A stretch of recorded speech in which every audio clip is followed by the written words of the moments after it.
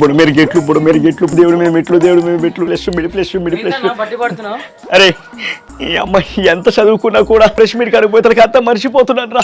ఈ బుడమెరుకు ఏమర్థం తెలిసి చాలా వీక్ ఉందన్న ఈ టైంలో.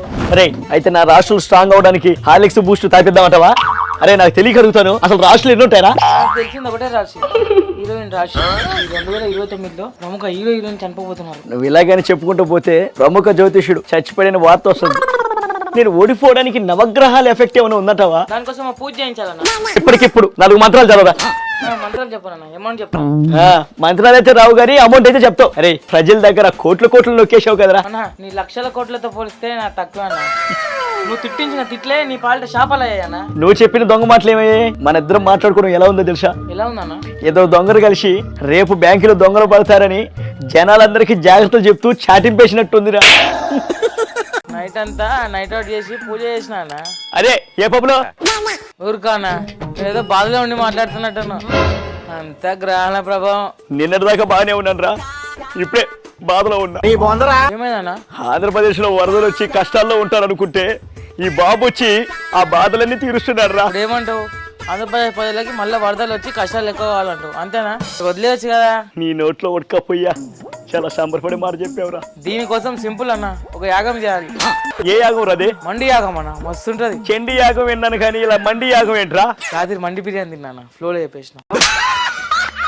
మనం ఒక పూజ చేసామన్న. ఈ పూజకి 10 కేజీల మేకలు 10 ఉండాలి, ఇంకా 10 నాటుకోడ్లు.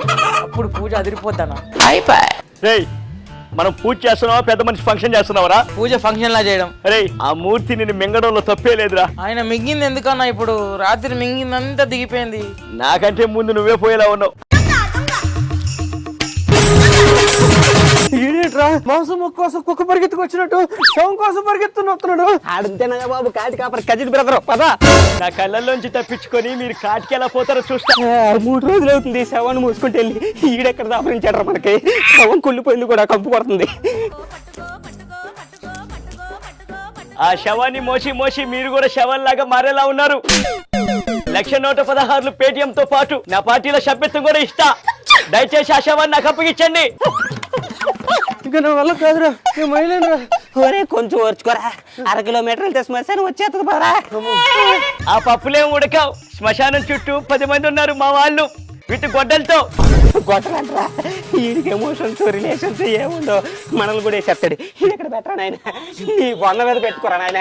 పచ్చి టీవీలో లవ్ ఇచ్చేదాకా ఈ శవాన్ని కాల్చని మరి.